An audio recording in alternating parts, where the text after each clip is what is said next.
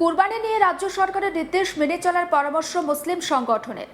তাজমিম উলেমায়ে আহলে সংগঠনের নেতৃত্বে চুঁচুড়ায় সাংবাদিক বৈঠক করে জানিয়ে দেন, বকরি ঈদে শুধু গরু নয়, অন্যান্য পশু কুরবানি দেওয়ার প্রথাও রয়েছে। তাই গরু জবাই নিয়ে নির্দেশিকা মেনে নেওয়া হবে।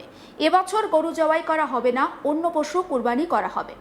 সংগঠনের সাধারণ সম্পাদক মৌলানা কামরুদ্দিন কামর আলী, ফিরজাদা সৈয়দ শামিরুল ইসলাম, মুখপাত্র আদনান রাজা এনারা জানান, মসজিদে লাউড স্পিকার বাজানো এবং রাস্তায় নামাজ পড়ার বিষয়ে যে নির্দেশিকা দেওয়া হয়েছে সেটাও মেনে চলা উচিত।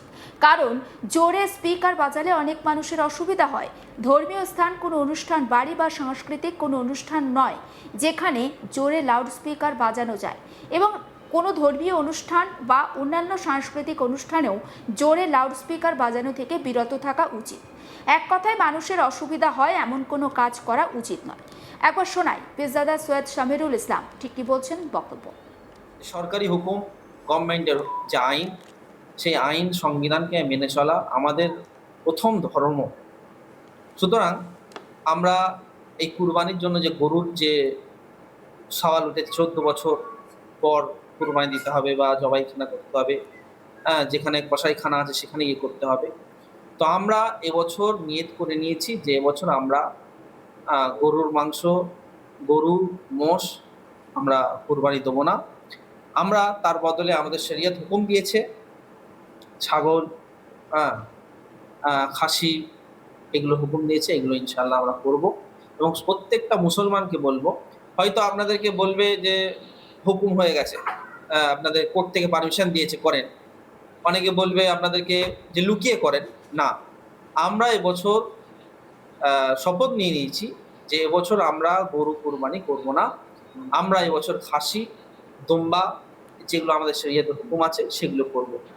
আর তার সাথে সাথে আরেকটা প্রশ্ন মুখী হচ্ছে যে নামাজ, রাস্তায় নামাজ পড়া যাবে কি? রাস্তায় নামাজ নয়, রাস্তায় কোনো কিছুই জিনিসটা করা শরিয়তের হুকুম নেই। ইসলামও ধর্ম এটা শেখায় না যে কাউকে অসুবিধা করে, কাউকে পেরেশান করে আমরা নিজের ধর্মকে পালন করব। আমরা নামাজ মসজিদে আদায় করব। যদি বড় জামাত হয় সেখানে আমরা 2, 3টে জামাত করে করব।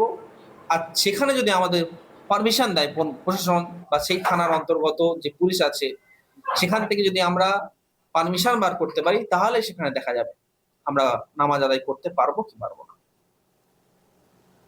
এবং তানজিমে উলামায়ে আহলে সুন্নাত হুগলির প্রত্যেকটা মুসলমানদের কাছে আহ্বান করছে যে আপনারা, অনেকে বলবে কি করবে, কিছুই হবে না, আপনারা এদিকে এতে পা দেবেন না। কারণ আইন আপনাদের আগে। আপনারা যদি ফেঁসে যান তাহলে আমাদের তানজিম আপনাদের পাশে থাকবে না। তার কারণ হচ্ছে আমরা আগে থেকেই স্যালেন্ডার হয়ে যাচ্ছি, যে আমরা শপথ নিয়ে নিচ্ছি যে আমরা এবছর কোনো ফিতনায়, যেগুলো সরকারি আইন দিয়েছে সেগুলোই আমরা থাকবো, আইনকে মেনে চলবো ইনশাআল্লাহ।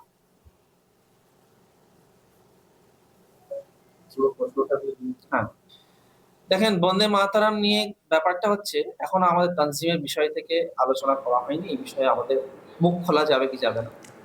তবে ইনশাআল্লাহ এই নিয়ে আমরা আগামীতে প্রেস ক্লাবে প্রেস মিটিং করবো, তখন আপনাদের জানাবো। মুসলিমরা সাধারণত মসজিদে নামাজ পড়েন। কলকাতা 2-1 জায়গায় হয়তো রাস্তায় নামাজ পড়ার কারণ হিসাবে দেখানো হয়।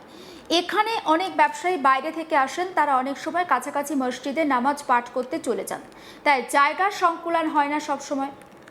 এবং সমস্ত বিষয়টা নিয়ে আপনাদেরকে শোনাবো মৌলানা কামরুদ্দিন কামার আলী ঠিক কি বলছেন তার বক্তব্য।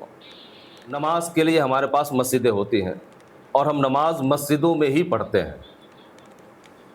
कुछ जगह ऐसी हैं कि जो तिजारती मरकज़ होने की वजह से या भीड़ भाड़ वाला इलाका होने की वजह से, जैसे कलकत्ता की कुछ मस्जिदें हैं जहाँ लोग दूर दराज से आते हैं तिजारत के लिए, बिजनेस के लिए, और वहाँ चूँकि इंसानों की आबादी वहाँ महदूद नहीं होती, आने वाले लोग चूँकि उनका कोई ये कह लीजिए कि पहले से तैयारी नहीं होती कि कितने लोग आ सकते हैं, तो लोग बढ़ जाते थे, तो बाहर एक ही जमात में नमाज अदा करने के लिए लोग नमाज पढ़ लिया करते थे।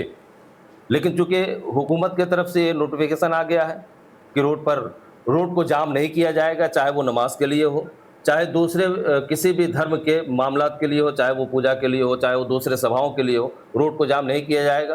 तो अगर हुकूमत की तरफ से इस तरह का नोटिफिकेशन जारी किया गया है तो हम इसका भी इस्तकबाल करते हैं क्योंकि हमारे पास नमाज पढ़ने के लिए मस्जिदें हैं और हम मस्जिदों में ही नमाज पढ़ेंगे। ज़रूरत पड़ी तो 1 या 2 जमातें की जाएंगी और इस तरह से हम कानून का एहतराम करते हुए अपने मजहबी उमूर पे अमल करेंगे। आपके तो लीफलेट में रोड पे नमाज पढ़ना राइट लिखा हुआ है। हाँ, सबसे पहले मैं इस बात की वजाहत कर दूं कि हमने जो लेटर आपको किया है वो हमारा ऑफिशियल लेटर है, उसमें कहीं भी इस तरह की बात नहीं लिखी हुई है। जो रिफ्लेक्ट आपने देखा है वो एक AI से बनाया हुआ रिफ्लेक्ट है और चूँकि AI के ज़रिए बनाया गया तो उसमें कुछ चीज़ें बाय मिस्टेक मिस प्रिंटिंग हो गई।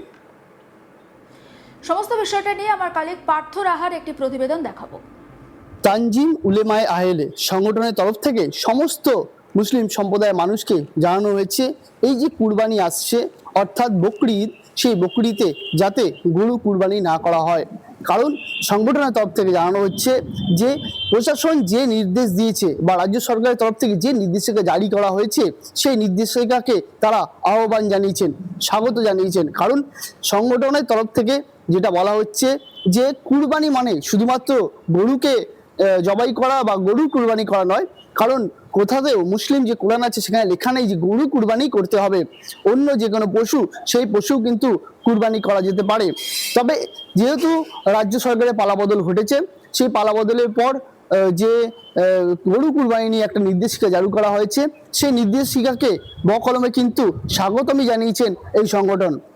এই সংগঠনের তরফ থেকে হুগলি জেলার সমস্ত মুসলিম সম্প্রদায়ের মানুষকে জানানো হয়েছে গরু কুরবানি থেকে বিরত থাকতে। কারণ তারা চায় না যে কোনো রকম যে কুরবানির মাধ্যমে, যে গরু কুরবানির মাধ্যমে কোনো রকম যে অসাম্প্রতিক বার্তা, সেই বার্তা ছড়িয়ে পড়ুক। সরকারের যে নির্দেশিকা, সেই নির্দেশিকাকেই মান্যতা দিয়েছে এই সংগঠন। হুগলির যে চুঁচুড়া প্রেস ক্লাব রয়েছে, সেই প্রেস ক্লাব অফ হুগলিতে এদিন কিন্তু সংগঠনের তরফ থেকে একটি সাংবাদিক সম্মেলন করা হয়।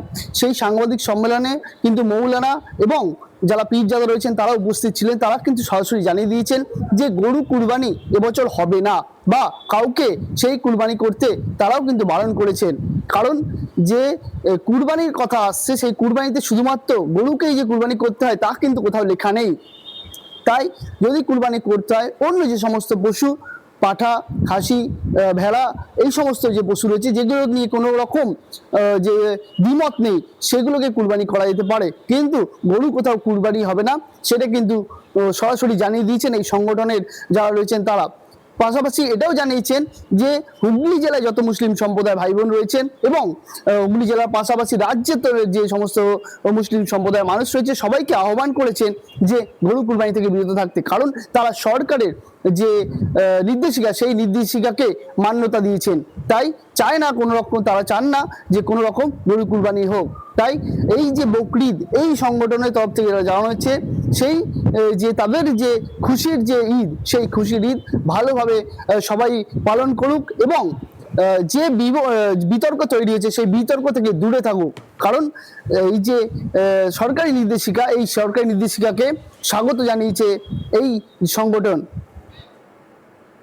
সমস্ত আপডেট পৌঁছে দেবো আপনাদের কাছে। নজর রাখুন আজ তাক বাংলায়, সাবস্ক্রাইব করতে ভুলবেন না।